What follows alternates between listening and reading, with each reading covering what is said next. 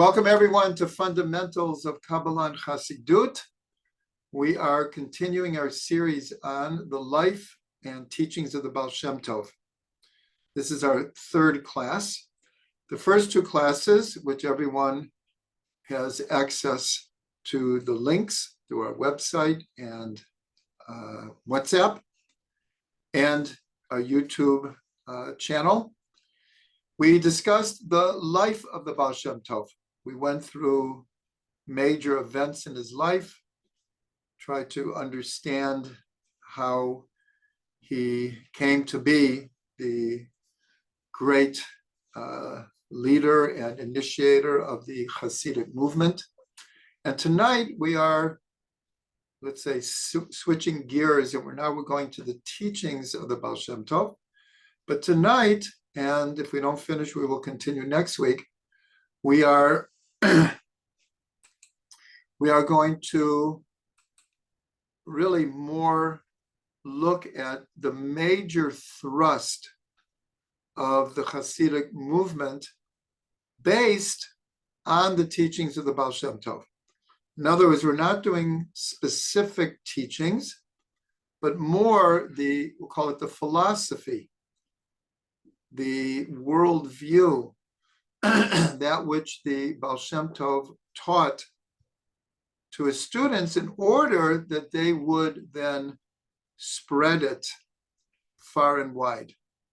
So that's what we're going to be doing this week, and if we don't finish, next week also. I should say it's not in any particular order of importance or chronologically when he initiated certain things. This is just when I was preparing for the class, this is what came to me in this order, but it has no intrinsic meaning to the order that we'll give this over. So we're going to start with the larger context of what the Ba'al Shem Tov was giving over. We remember that when he was 5 years old, his father passed away. And he told him two things. We'll call it his last will and testament. He told his young son not to be afraid of anything or anyone other than God. And here, fear is not just a negative type of fear. We're talking about awe and ultimate respect, but also simply not to be afraid. And of course, the Ba'al Shem Tov had to use this because as the movement began to spread and his fame began to spread, so did the opposition to what he was teaching and initiating. And so he had to be very, very strong and not afraid of opposition. And the second thing his father told him was to love every Jew with his whole heart and soul. So the Ba'al Shem Tov really based his whole life on these two directions that his father gave him. And here, so the first point we want to make is that, and again, I'm going back over a little bit for those who need a refresher and those who maybe didn't hear it, is the Ba'al Shem Tov, when he was approximately 8 years old, because his mother passed away with, I think, around a year after his father, so he was left an orphan. And around the age of 8, he was befriended or taken in by one of the hidden tzaddikim in this society of hidden tzaddikim, that it turns out that the Ba'al Shem's own parents were part of this group, but he didn't know it at the time.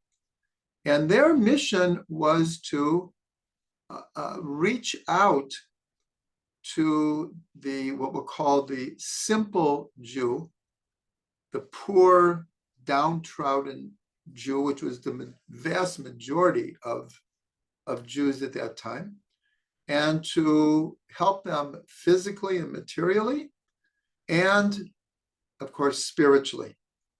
So from a very young age, the Ba'al Shem Tov was part of this hidden society of tzaddikim. As he grew older, his part became greater and greater, till at one point, still under the age of 20, he became one of the three leaders of this group. Everyone had tremendous respect for his opinions. And eventually he became the leader of the hidden tzaddikim. So when he revealed himself at the age of 26, the combination of his growing up with this worldview of reaching out to all the Jewish communities and to try to help them materially and spiritually became the backbone, the foundation of the Chassidic movement. Today we call it outreach. The idea of, with purposeful intent, of trying to draw as many Jews back into the fold. Those Jews who for various reasons did not receive a strong or even at all Jewish background. And so for the last 30, 40 years, there has been what's called outreach, where different organizations, different individuals, different synagogues, different rabbis make a point, and many people base their whole life on reaching out and drawing as many Jews back to a connection with the Torah, with the Jewish people, the land of Israel, and of course, God. But the Chassidic movement is the initiator. The Ba'al Shem Tov, that was the whole thing, is that at that time there was almost two different strata of Jewish society. One were the scholars, and the rest were the poor Jews who had to spend most of their time just trying to survive physically, materially. And the Ba'al Shem Tov came to spread the light of Torah to these Jews, but also he had tremendous respect for their sincerity, their loyalty, their love and passion for Torah. They weren't the most learned in the world, but as far as their characteristics, their personalities, their midot, he got so much strength himself from these people. So in a certain way, we can look at the Chassidic movement as the first outreach movement. And this was based on really what his father told him. But again, his father was in this society of hidden tzaddikim. And their purpose was to reach out to every Jew and not to judge. And wherever a person was holding, try to bring them closer to the Torah. The Chassidic movement today, in a certain way, has lost most of that thrust. Most of the different Chassidic sects are very insular and pretty much take care of their own. I'm not judging. Wonderful people. It's just that that's not a priority for them. Their priority is their community and safeguarding their families and their communities. So the two Chassidic movements that are involved in outreach and are very influenced by the Ba'al Shem Tov's original vision is, of course, Chabad and Breslov. These are your two main groups that in a way are continuing the tradition of the Ba'al Shem Tov, of reaching out to everyone and trying to bring them closer to the Torah. Chabad then began reaching out to everyone, the whole world. And of course, Rav Ginsburg has made this a very, very important part of his whole philosophy, and his influence is it's time to bring Torah to the whole world. Part of all of this was also strengthened greatly by a vision that the Ba'al Shem Tov had on Rosh Hashanah of, I believe it was 1741, approximately 5 years after he revealed himself to the world, and his fame was spreading, and his students were coming in closer and closer to him and absorbing his teachings. So on Rosh Hashanah, he had what's called an Aliyat Neshama, and he found himself in the presence of the soul of the Mashiach. And he asked him, when is the master coming? And he used the same words that 2,000 years before, one of the greatest sages, Rabbi Yeshua ben Levi, who also had an elevation of soul and was privileged to be in the presence of the Mashiach. And he asked the same question, when is the master coming? In that story, Mashiach said, Hayom, today. And of course, Rabbi Yeshua ben Levi was pretty shocked by this. Mashiach is coming today. So he was practically out of his kalim, out of his vessels, contemplating Mashiach says he's coming today. By the end of the day, he could not discern that Mashiach had come. Shortly after that, he found himself in the presence of Eliyahu Navi, Elijah the prophet. And he said, the Mashiach didn't tell me the truth. He told me he's coming today, Hayom. And Eliyahu Navi said, you didn't understand. When he said Hayom, it was in the context of a verse. And the verse says, it's actually the first of the Tehillim that we say during Kabbalah Shabbat. Hayom im bekolo tishma'u. Today, if you listen to my voice. Meaning, when the Jewish people totally listen to God's voice, then Mashiach will come. So here, the Ba'al Shem Tov is in the presence, and he asks the same question, when is the master coming? Here he gave a different answer, also from a verse, which is, Vayafutzu ma'yanatecha chutza. When the well springs of your teachings reach the farthest reaches. That's what the Ba'al Shem Tov said. In other words, in a sense, he put it back on the Ba'al Shem Tov and gave him the incentive, the impetus, that to bring Mashiach means to spread the types of teachings that the Ba'al Shem Tov was teaching.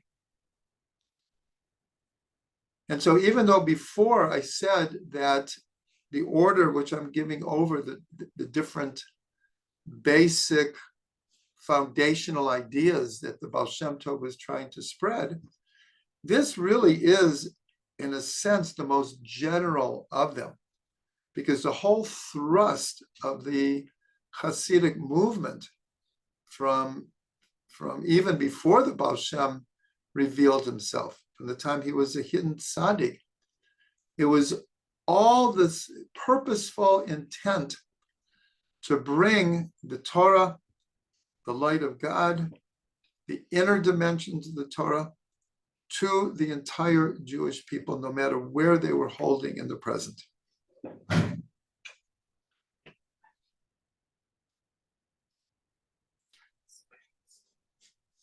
Just 1 second. There's no one asking to come in. No waiting room? There is a waiting room, yes. Yes, there is. Okay, usually it flashes up here. Okay, I'll look, yeah. I let them in, they came in. Thank you. What would I do without Ephraim? Okay, so that's how we're starting here. That the main thrust and the main chidush, main innovative idea of the Ba'al Shem Tov is that we can't just sit in the house of study in the Beit Midrash and just learn Torah for ourselves. That we have to spread the Torah and bring everyone close to Hashem and close to our traditions. And that was the main thrust till this day. And as I said, really, there's no way to understand what the Lubavitcher Rebbe attempted to do and succeeded. What he did is he took these 3 words, "Vayafutzu ma'ayonetecha chutza," when the well springs of your Torah reaches the farthest limits, and because of his organizational brilliance and his charisma and his wisdom, he was able to take Chabad and create a worldwide network of institutions that are doing exactly what the Ba'al Shem Tov wanted done. Really, that's the basis of understanding the Chabad movement, is they just took the initial teachings of the Ba'al Shem Tov, which was to reach out to here really the whole world and bring Torah and love of God and love of Israel to the whole world. The next idea I want to introduce is also based on a verse, and it's a teaching from the Ba'al Shem Tov, which also became a foundational idea. And that is B'chol derachecha de'ehu. In all of your ways, know him. What the Ba'al Shem was teaching on a constant basis is that knowing God is not only through study of Torah. That, of course, is instrumental. It's super important. It is the foundation of Jewish life. It's the secret of Jewish survival. Let's not make any mistake of what the Ba'al Shem was teaching. But what he was giving over was everything is an opportunity to come to know God. Not just when we're praying and not just when we're learning Torah. When we're eating, when we're taking a walk, when we're working in the garden, when we're playing music, when we're cleaning the house, when we're preparing food for Shabbos, we're taking care of our children, whatever it is a way to connect to God. That's what the verse says. B'chol derachecha de'ehu. In all of your ways, know him. This was not a typical way of looking at the world before the Ba'al Shem Tov. He really introduced that 24/7 we have opportunities to connect to God. And not to make a division between material and spiritual. Some people think, I go to work, I drive to work, I'm at work 8 hours a day, I come home, and then I have to do errands, and I have to do this and this and that. And then my spiritual life is the 3 times a day I daven, and whatever little time I can get in to do some learning. But that is what the Ba'al Shem Tov wanted to dispel. He wanted to spread this idea that every moment is an opportunity to know God, to connect to God, to be involved in mitzvot, to have a spiritual headspace. Every opportunity. Many of these ideas we are going to return to and learn them in more depth, and hopefully the very sources from which the Ba'al Shem Tov said these things. Here we already said he drew this from these three words of the verse.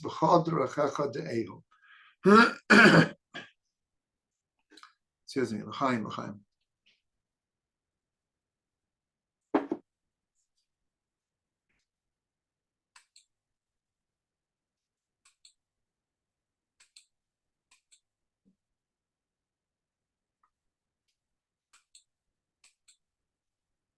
Just trying to let someone in here, but they're not here. Okay. So the next one, we're going to go.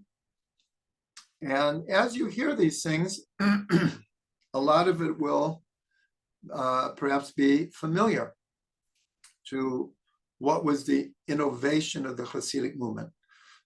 So the next one is the importance of joy. This can't be emphasized enough. We already dealt with this, excuse me, in the life of the Ba'al Shem Tov. When the Ba'al Shem Tov was born, it was very shortly after two major events in Jewish history. One were the traumatic and horrific slaughter of hundreds of thousands of Jews in the Ukraine over a period of like 10 years. There was a rebellion of the Ukraine against the Polish nobility at the time. And everyone picked on the Jews. But we're not talking about tens of thousands. We're talking about hundreds of thousands of Jews who were killed. Hundreds of communities were literally wiped out. It was horrific. So we know the after effects of the Holocaust were 75 years, 78, almost exactly 78, 79 years after the Holocaust, and it still casts a huge shadow, especially after October 7th, a huge shadow. So the Ba'al Shem was born into a world that was still shaking from the aftermath of these horrible slaughters that happened. Take October 7th and multiply it by 100 or 150. Now that sounds like almost shocking, but that is the historical reality. And also, the Ba'al Shem Tov came approximately 50 years after the false Messiah, Shabbatai Tzvi, which also shook the Jewish world to its core. And so when the Ba'al Shem Tov started to teach the importance of being joyous, and it wasn't just teaching it, he lived it. His prayer and his teachings and his storytelling was soaking with joy. So it wasn't just a teaching without a living reality behind it. He gave forth the idea that despite it all, our service of God to be real and meaningful and healing has to be with joy. And the Ba'al Shem Tov presented this to the world. He went from place to place and he expounded it, but he gave the living example for what this meant. A lot of it was definitely incorporated we're gonna, I guess we'll get to that next, into the Ba'al Shem Tov's way of praying. That in great measure, I'm not talking about individuals, but in great measure, prayer was considered an obligation, an important obligation, as it is to this day. And that's why if asked, if someone doesn't really feel like praying, is it better for them to pray anyways, even though it's not with their whole heart and soul?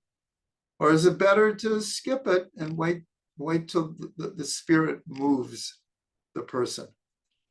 And so from a traditional Orthodox point of view, it's, even if we're not feeling it, the act of prayer, the obligation of prayer is very, very, very important. And we do it. We fulfill our obligation. But what the Ba'al Shem wanted to teach is that is very important. Absolutely. We have an obligation to pray. But at the same time, what he taught was that prayer can and should be a spiritual experience. It's not just an obligation. It can be turned into a deep, meaningful, joyful, mystical, ecstatic experience. And that's what the Ba'al Shem taught. And again, he lived it. It wasn't just a teaching, it was he lived it. And this, in fact, this is one of the somewhat part of the objections, and the feedback is people just weren't used to this, and they were afraid that, well, this is really, going away from Torah study as being the most important thing. The Ba'al Shem Tov was a great Talmid Chacham. He was a great Torah scholar, but he wanted to expand, just like B'chol Dorachecha De'ehu, in all of your ways know him. So he wanted that to apply to prayer as well. That prayer wasn't just something that we do because we're supposed to do, and it's good for the community, it's good for God, it's good for me on some level, but most of the time I don't really feel it, but I do it because that's what a good traditional Jew is supposed to do.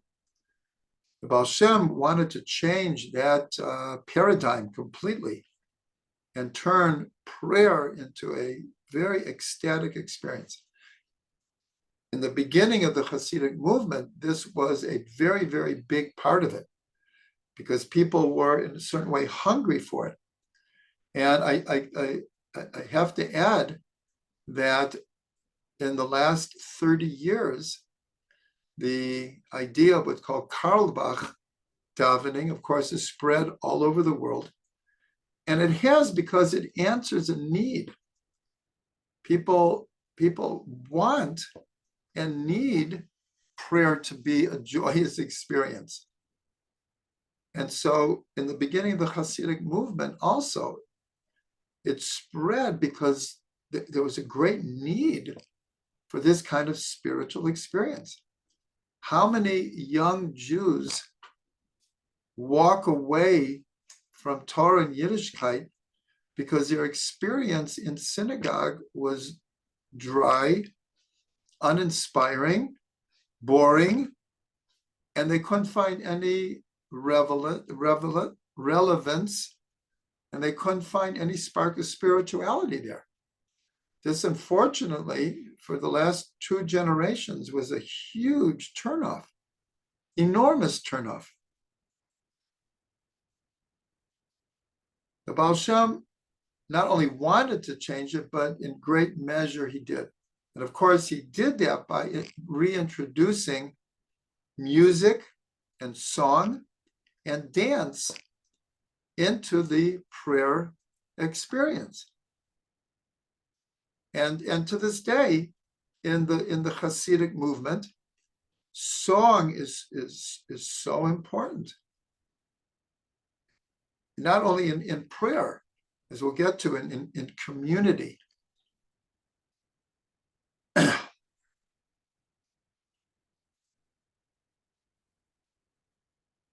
Now, going along with this, there are the Ba'al Shem Tov, again, loved every Jew and reached out and tried to bring everyone close.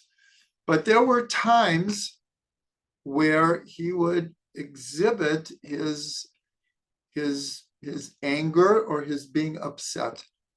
And one of those kind of circumstances was when, in those days, different, they were called magidim, like preachers, who would go from city to city, village to village, and they would speak. They were good orators, they were good speakers, they were Torah scholars, and they would teach Torah, but publicly. But many of them preached fire and brimstone, and they would elicit fear in the people of not doing enough, not being holy enough, not doing the mitzvot in the most perfect way. And we're using the term, the simple Jews who were so loyal and dedicated, they took this to heart. When someone would come to town and almost threaten that if they, don't do this, that, and the other thing, all hell is going to break loose. The Ba'al Shem Tov was adamantly against this kind of public teaching. He felt the simple Jews were so honest, were so sincere, were so dedicated, were Torah observant Jews. And he was very against these kind of preachers preaching fire and brimstone. And there are a number of stories where he stood up and challenged them publicly and really put a stop to it. And of course, he taught all of his students, this is not the way to draw people closer to God and the Torah. It has to be through love and compassion and talking in the language that people can understand, and encouragement, and by teaching them the Torah, not threatening them that they don't know enough Torah. So that goes along with the whole idea of his teachings about joy. And as we said about prayer, that here we've mentioned communal prayer. And that's why, to this day, in many Chassidic circles, prayer takes much longer than prayer in non-Chassidic places. This is not, an absolute, but in many places, because of the singing and taking longer to have kavanah, that in many cases Chassidic shuls, minyanim, will go longer. And as we said, the importance of reintroducing song into prayer. And I use the word reintroduce because this really wasn't the Ba'al Shem Tov's chiddush, his innovative idea. This goes all the way back to the temple, that there was singing in the temple from the Levites every single day. And in fact, for those visiting the temple, this is one of the primary experiences, is to be in the temple and hear the heavenly music and singing of the Levites. We all know the power of music to inspire and to uplift us. So going all the ways back, the two temples stood for 930 years. That's almost 4 times the age of the United States. And that's only a part of Jewish history. Unfortunately, a small part of Jewish history when the temple stood. So the Ba'al Shem Tov reintroduced song into the idea of prayer. And of course, we saw that Reb Shlomo did that also. It wasn't like his chiddush. He just drew from the Ba'al Shem Tov the original vision of prayer in a Chassidic context.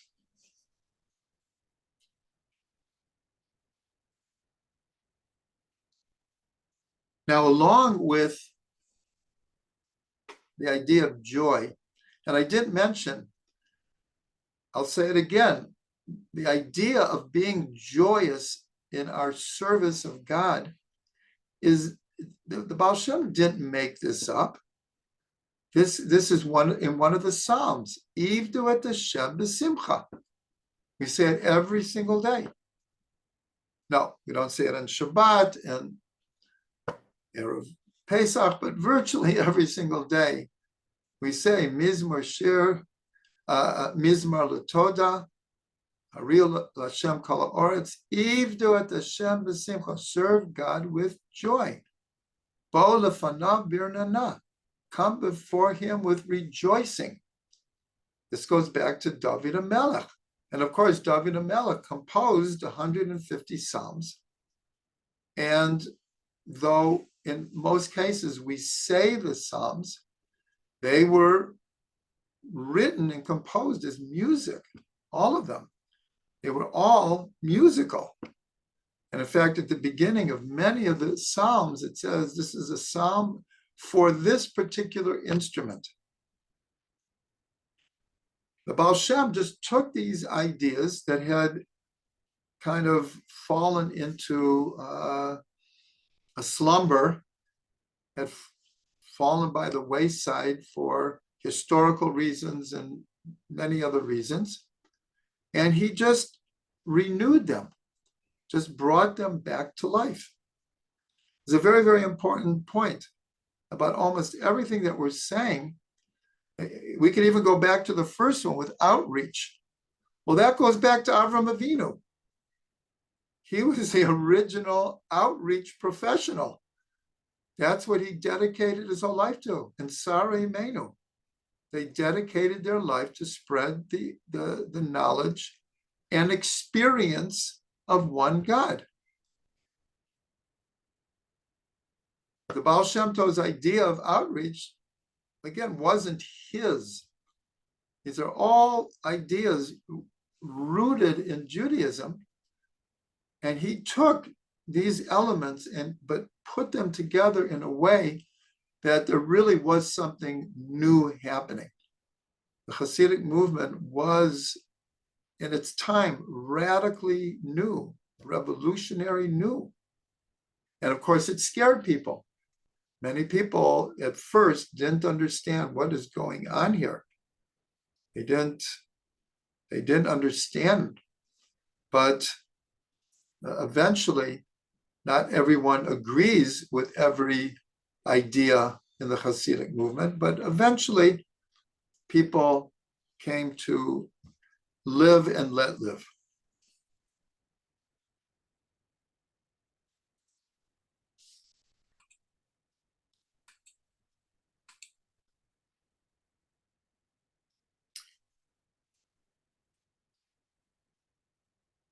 So we already alluded to this, the idea of something radically new. The Ba'al Shem Tov along with this idea that b'chol derachecha de'ehu, in all of your ways know him, was the idea that in all of your ways you can be renewed. We all know the problem, difficulty, obstacle of falling into rote and routine. Even the most spiritual of ideas or actions, we can fall into routine and it loses its luster. This is very true of Shabbat, that many people who are Ba'al Tshuva, when they first start keeping Shabbat, it's like the most ecstatic, spiritual, mystical, deep experience ever. And then after 1 year, 5 years, 10 years, 20 years, 30 years, we don't lose our dedication, our loyalty, our commitment to keeping Shabbat. But like everything in life, you can fall into rote and routine. The Ba'al Shem Tov wanted to teach a different way of approaching God. And it takes work. That's why it's called Avodat Hashem, the service of God. But the same word of service is to work. To adopt a spiritual Jewish lifestyle, it takes a lot of work. But the Ba'al Shem Tov wanted to teach that every moment can be new. We can renew ourselves at every moment.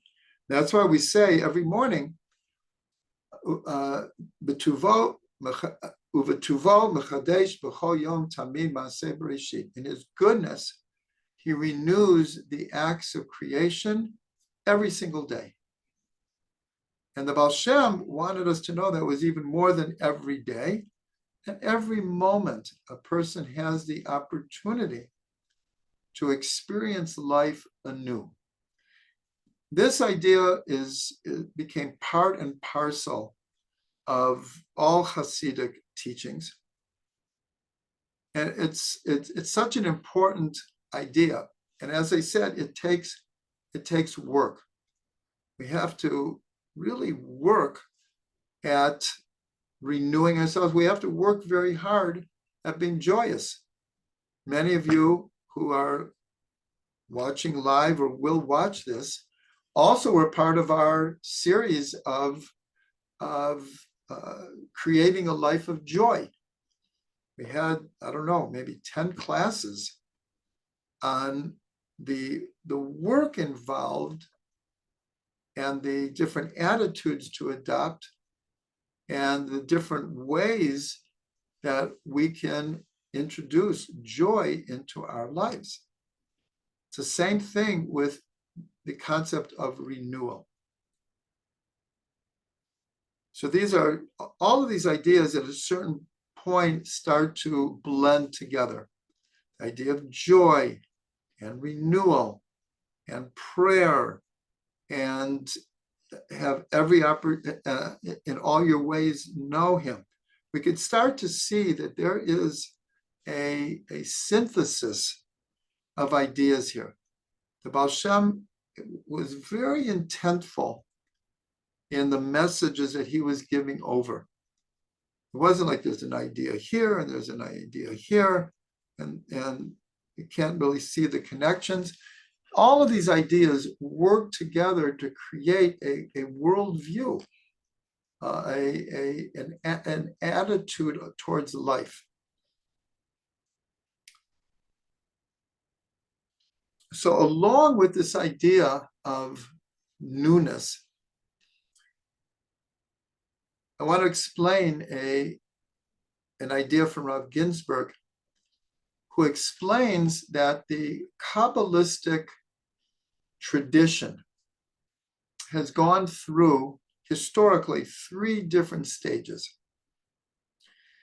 The first stage, he explains, is the mystical tradition up to the Arizal, through the Ramak, Rabbi Moshe Cordovero. And the word he uses is hishtalshalut, that the teachings of Kabbalah, hishtalshalut means, we'll call it cause and effect, chain reaction. It's like a sharsheret. It's like rings of a chain, that one leads into the other. In other words, the teachings of Kabbalah in a certain way were very logical. They followed it might be a mystical logic, but it follows a logic. One sphera leads into the next sphera, and one letter leads to the next letter, and one level of soul leads to the next one, and one Kabbalistic world leads to the next one. Everything had an order, had a ladder effect. And that's what's called hishtalshalut. The Arizal, of course, built on this, but he introduced a whole new concept called hitlabshut, enclothement. And this idea is that they're not 10 separate sphirot. I'm just using this as an example. That each of the sphirot has all 10 sphirot enclosed within them. And of course, this is exactly what we're doing during Sphira to Omer. Today happens to be Malchut Sheba Netzach. But instead of Hishtalshalut, is you look at Netzach, and that's what Netzach is. And it's usually the outside concept of Netzach. What the Ari introduced was every Sphira has all of them. So there's Chesed Sheba Netzach and Gevura Sheba Netzach, and each one is not exactly the same. In fact, they have their own world, their own understanding. And this is called hitlabshut, that everything encloses other things. The definition that the sages give to Bina, one of the Sphirot, is to understand one thing from another thing. That we make mental leaps by making connections deeper than the superficial, static, outside level. We understand one thing from another. So that's called hitlabshut. And this ran through all of the Ari's teachings. In other words, teachings that were relatively one-dimensional, all of a sudden started to have many dimensions to them. And then, according to Rav Ginsburg, the third development of Kabbalah begins with the Ba'al Shem Tov, with the word hashra'ah. That's the word I wanted to get to. Hashra'ah means presence, like God's divine presence. And it means also immediate experience, hashra'ah, the dwelling of an energy.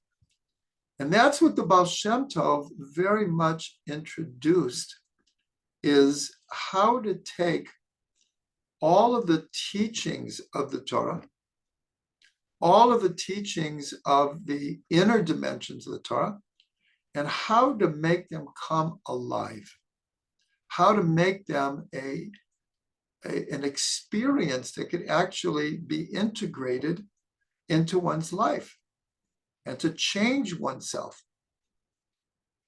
In other words, not to just learn about God and pray to God, but to experience directly God's presence when learning, when praying, and as we said, b'chol derachecha de'eu, when you're eating, there's an opportunity to have a direct experience of godliness. This was a tremendous, innovative idea that the Ba'al Shem Tov was trying to give over to his students, and through his students to influence and inspire his generation and all subsequent generations.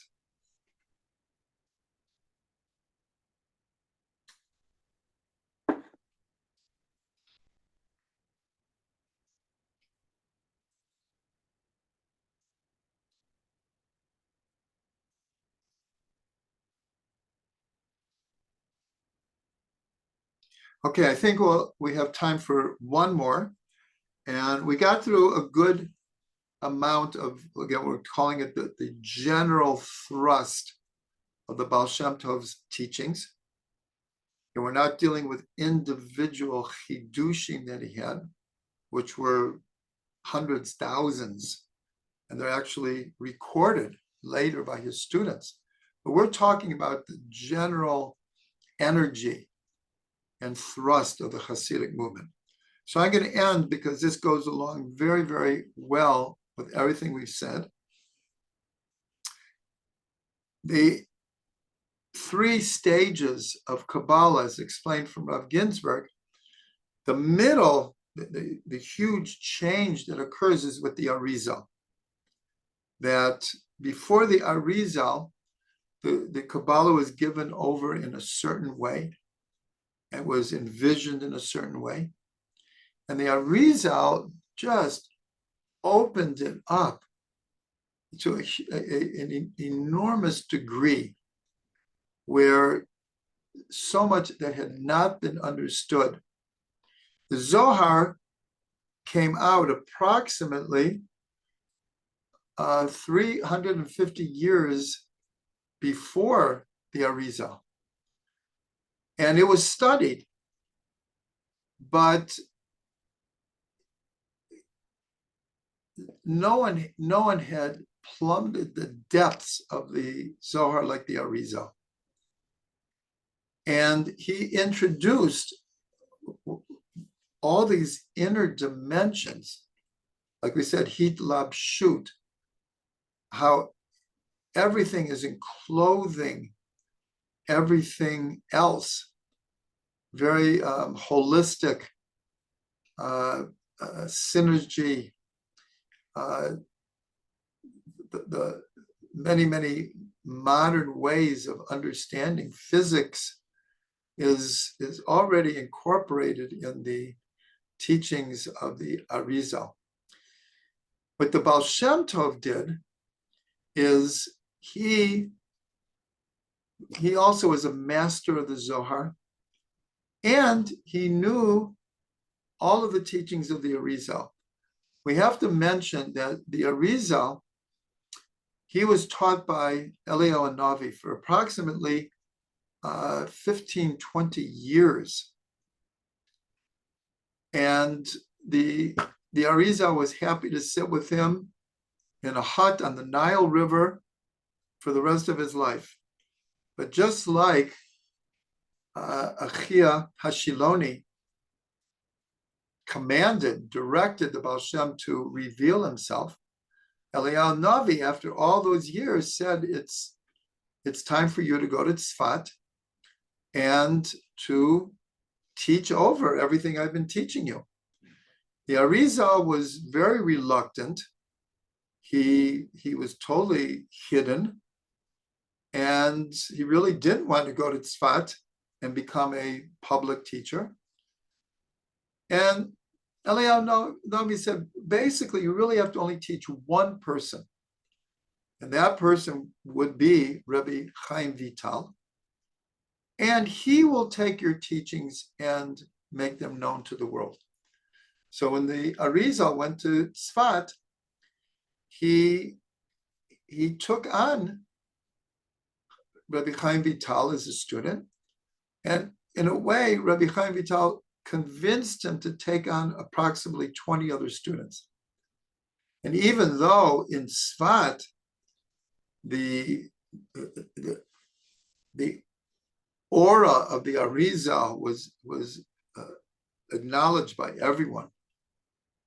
Everyone saw what a great light was, but only around 20 people actually learned directly from him. So he wasn't like the Ba'al Shem, even though he was the one who said it's time that these teachings can become more public. We'll get to this more when we talk about the connection of Mashiach and the Ba'al Shem Tov and Eretz Yisrael with the Ba'al Shem Tov. But the point I want to make now is the Ba'al Shem Tov knew the Arizal backwards and forwards. And the Arizal talked like the Zohar did in a very Kabbalistic terminology. It was a whole metaphoric, allegoric, symbolic language in order to give over these very, very deep and hidden mystical concepts. What the Ba'al Shem Tov did is he took these inner dimensions and he reframed it, all of these teachings, in a language that could be understood by the masses. He began that process, and his students continued that. And they perfected how to take these very deep Kabbalistic concepts and relate them to the emotions, to the intellect, to our deep feelings, our conflicts, our humanness, the reality of living in a material world. And they made these teachings alive and real for people. Whereas the Ari, it was all in this symbolic language that you had to decipher. The point I'm trying to make is the Ari opened the door to exposing these teachings of Kabbalah to a wider audience. But really, the door was only open a crack. I'm using a metaphor here. The Ba'al Shem Tov came and he kicked the door open and said, the world needs these teachings.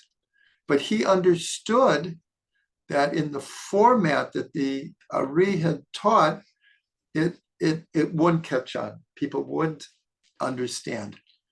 So he took these ideas and he incorporated them and simplified them and found a new language to give them over. So this was a huge change in Jewish history. It was enormous. Therefore, it needs to be understood, the entire Chassidic movement is based on Kabbalistic concepts. When you read Chassidus, you're usually not even aware of that. You just call it Chassidic. It's Chassidus teachings.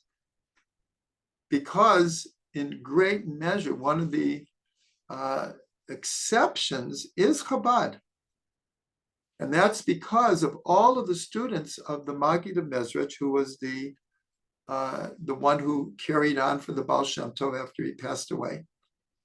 All the other students of the Maggid adopted this new language of explaining these deep concepts without mentioning their sources, without dealing with the Kabbalistic format that stood behind them.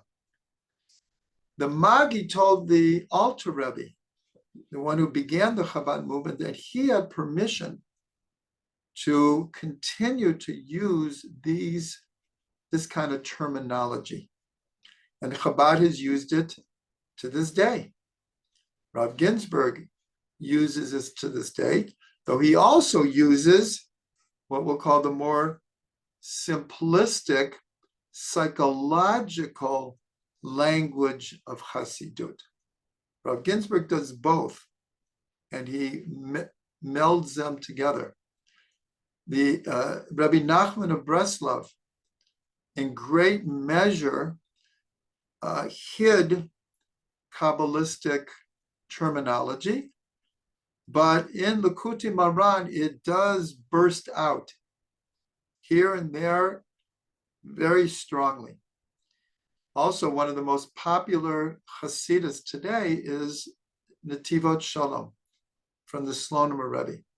It's learned by everyone.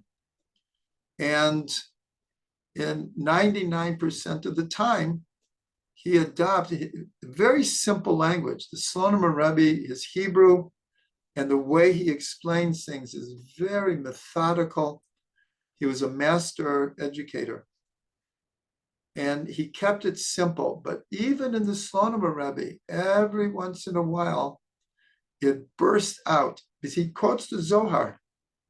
And then sometimes he'll use the Kabbalistic terminology of the Zohar and the Arizal to make a point. The point I'm trying to make, and with this we'll end this class, is the Chassidic movement is founded on, imbued with, inspired by, and dripping with Kabbalah. It's just that unless you have the bigger picture, we're not really aware of it.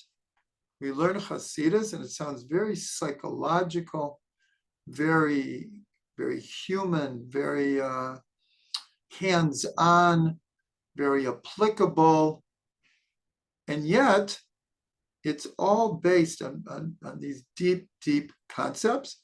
And the Ba'al Shem Tov is the one who paved the way of how to do that, how to take these deep concepts and to integrate them into a language in an educational format that could be meaningful to people and could bring them to what's called Hashra'ah, direct experience of God.